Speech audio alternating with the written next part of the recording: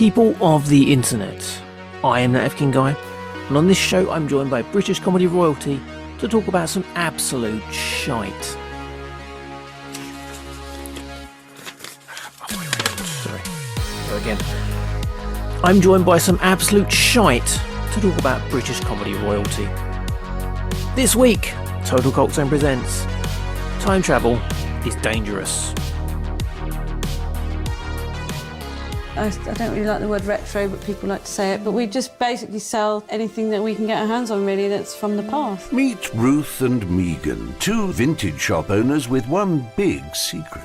We found this thing. It was literally by the bins. Yeah, and then I guess we were just messing about and I went to 1945.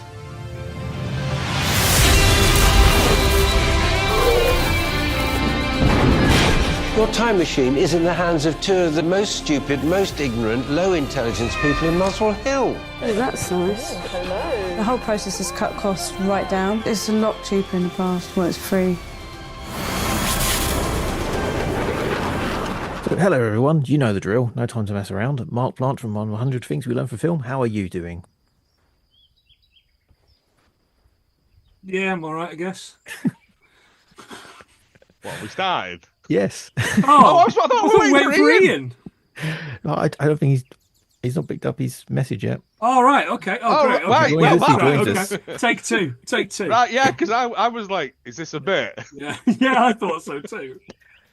So, hello everyone, you know the drill, no time to mess around. Mark Plant from 100 Things We Learn from Film, how are you doing? Oh, roasty toasty, just back from the future? Question mark? I don't know. Yeah, very well, thanks. Cool. Joe, Damn It Vacant Podcast and Hallmark of Greatness, reality check, podcast away. Give me words here now. We got more colons than a awful butchers. I've got nothing. I'm so tired. And Ian from Cult Connections Podcast, how are you doing? Good. He may be joining us at some point. He may not. Oh, terrible. I'm not going to do impressions. Yeah, we've got like 90 seconds to get through this entire film review, or people get bored and block out my entire channel. So it's handy because we're all like old and it's late and we need to get up in the morning. This week we're talking about low-budget British comedy, science fiction, time travel is dangerous. No spoilers just yet, but if I could go around the room and get like a facial expression or a silent interpretive dance to express your emotions about this movie before I read the press. Joe? Nice. Mark? Shouldn't do that, really, should you? It was like watching Pans people, that. Oh, we get his leg up there, I don't know. So time travel is... Time Travel is Dangerous is a quintessentially British comedy, blending witty dialogue, quirky characters, and a touch of the absurd with a heartwarming core.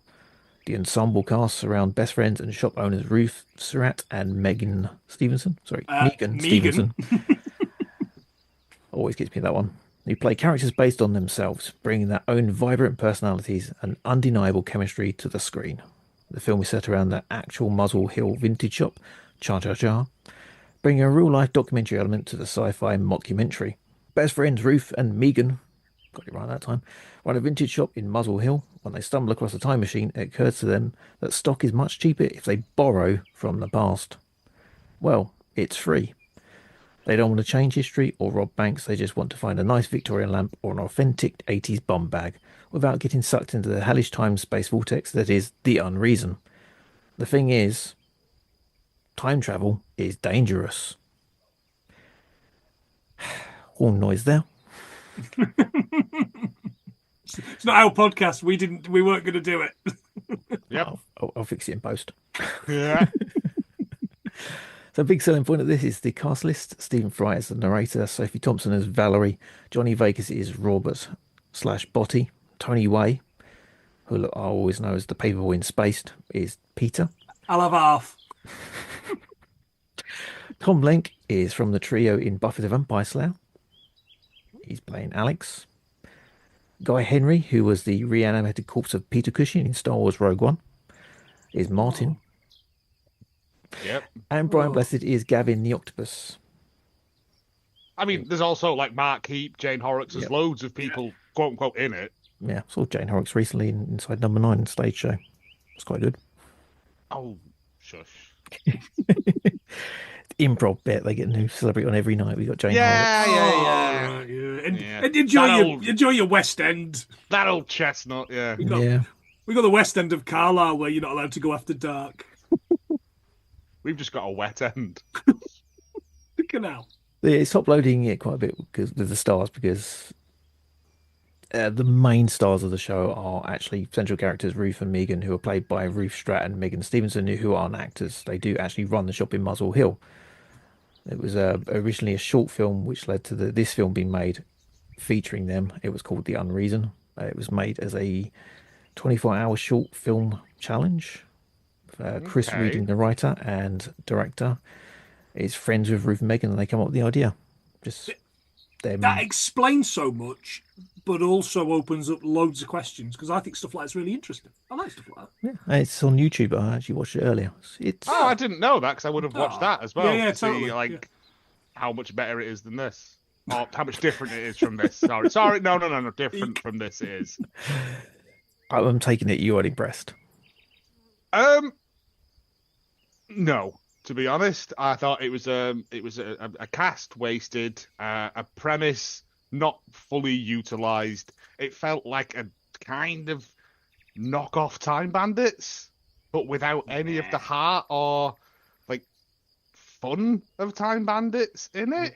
Little I know it people. was supposed to be a mockumentary, but the thing of mockumentaries are supposed to have jokes in. Yeah. I don't know. I think I laughed like 3 times in it, and that was probably Johnny Vegas and Mark Heap doing Johnny Vegas and Mark Heap bits. And like the premise of it, yeah, the guy taking over like the science club thing is a typically British thing. I thought it was, but it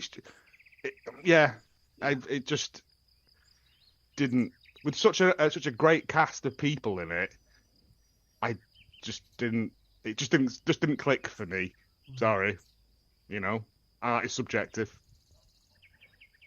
Mark? I, again, like Joe, fantastic idea. 3 fantastic ideas, none of which are realised throughout. It felt like, for me, and I wrote at one point in my notes, it felt like it was 2 films, 2 kind of half ideas for a film. And then something else happens later on in the film, and I went, "Oh, it's actually 3 episodes of Black Mirror." It's what would have been if Black Mirror was funnier than it is, because Black Mirror's the scariest thing I've ever seen on TV. Outright, it's horrifying when it's dystopian. And this had the ability to kind of be 3 really good mini things, maybe maybe like an anthology film of 3 different stories would have really worked for me, all involving time travel or all kind of somehow looping into this collective that they are. But it just didn't do it. And what pains me is there's so many good people in it, and it looks bloody great. When it looks good, it looks.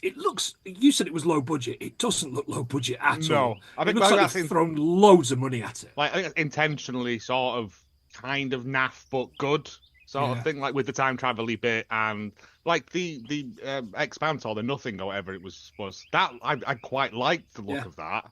Yeah. And again, that was the 3rd act bit, and I was like, where was this ages ago? Because this is the bit I'm interested in. Yeah, and any kind of past and the cheap TV show kind of thing that we keep going back to with Botty, I thought that was well realised. I thought that looked good, and it felt like Look Around You. Do you know what I mean? It had that kind of feel to it, and I liked it.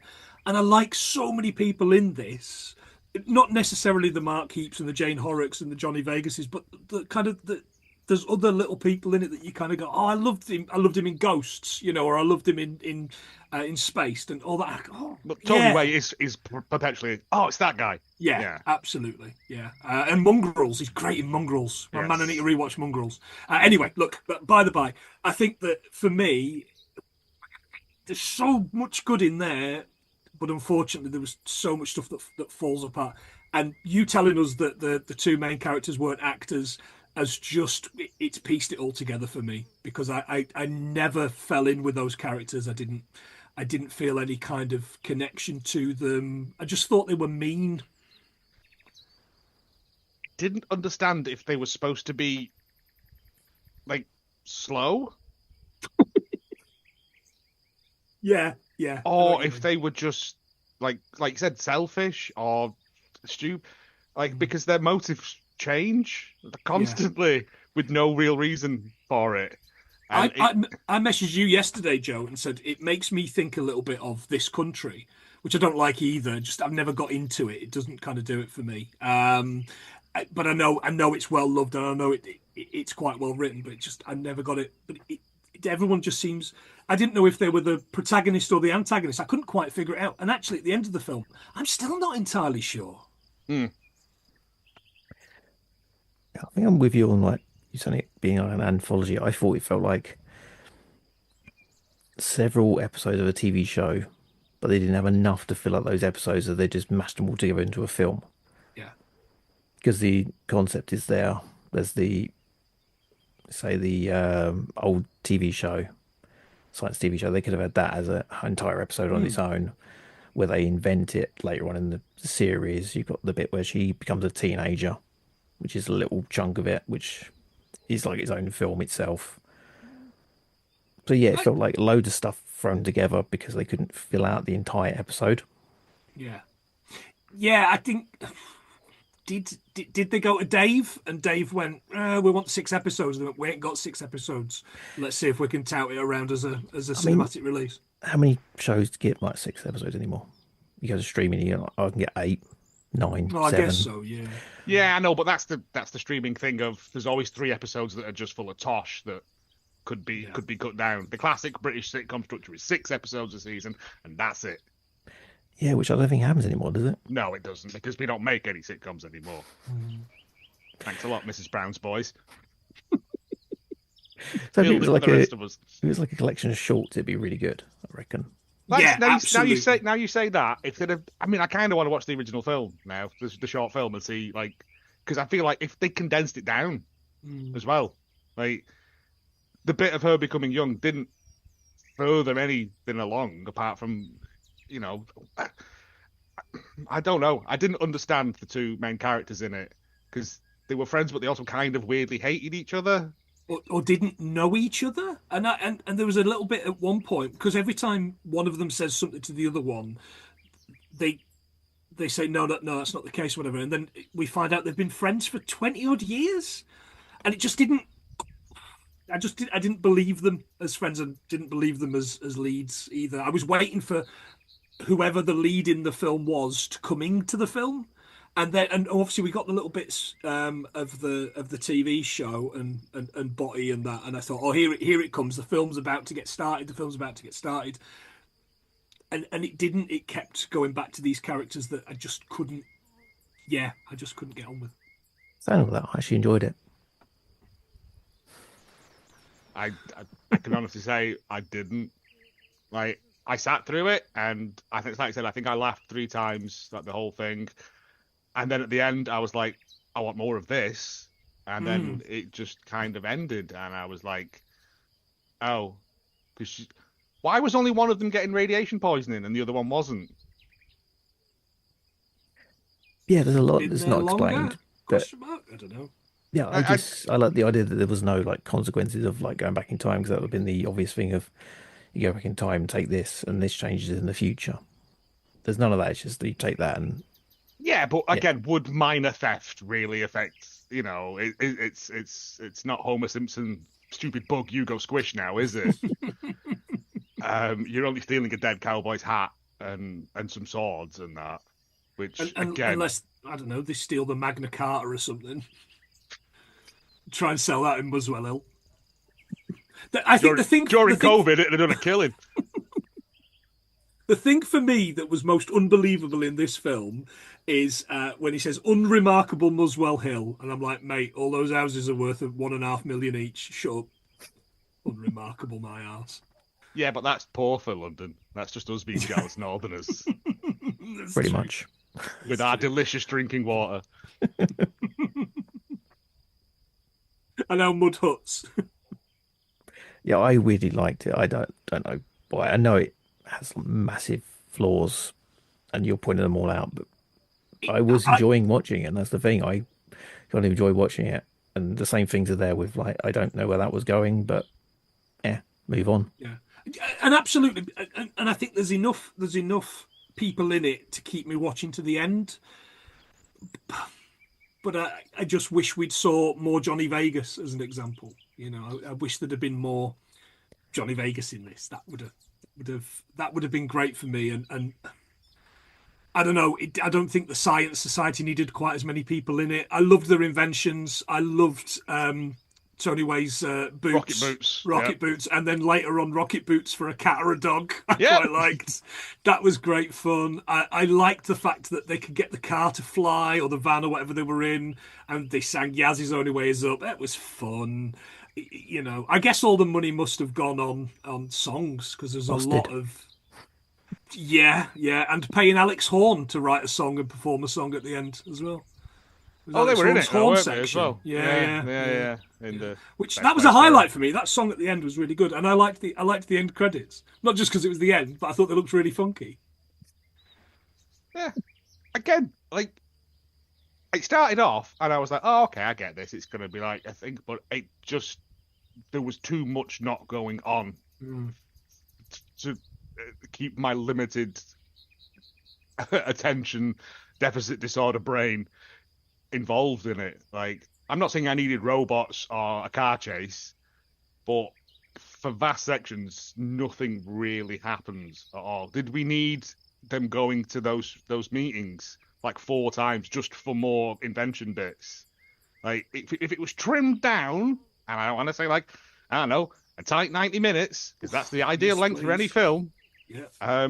You think it'd be infinitely better. It's a question of not knowing what to cut. Yeah. And I'm like, give me the script, I'll strike some stuff out. Yeah. I did really like the bit where she threatens to. There's a little bit towards the end. She threatens to extinguish the lives of people who were all look to be having a great time, and they all go, "Yeah, me." Yeah, because that they're not having a great time. You know when you go around to someone's house, they're like, "Oh, I've got this new board game," and then they spend like 40 minutes explaining the rules to you, and you've forgotten, and you just want to have a drink and go home. Yeah, that's what that felt like, but forever. Yeah, exactly. It's like Monopoly. Yeah. No, because that's a terrible game as well. Risk is fun. Yeah. That's my least spoilery version of that. But no, like I said, the end bit, that it should have just been that. They got pulled into that, and they had to go and get whatever. Like, but we got a redemption arc for things that I don't know. Like, that could have been done a lot quicker. And your man from the Testes Society. Which, again, and then at the end, I was like, it's going to be something else. Oh, it is.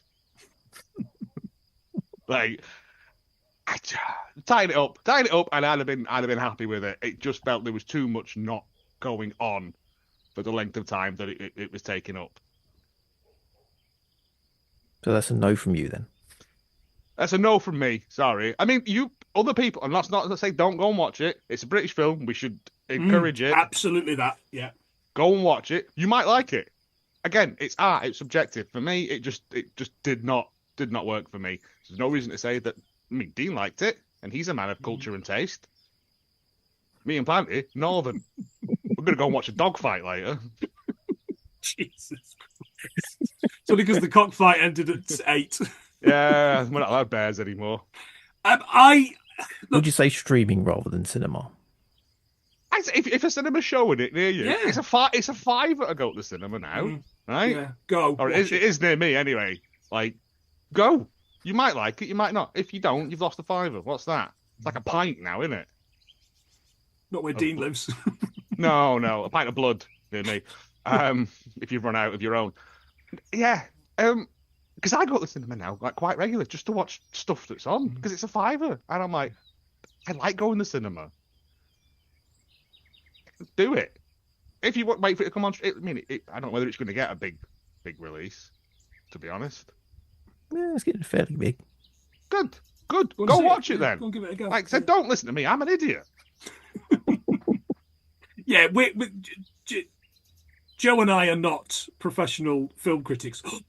I know that comes as a massive shock to all of you listening at home, but yeah, we're not. I'm going to err on there's more good stuff in it than there is bad. Yeah, but I just needed a better through line, if that makes sense. That's fair.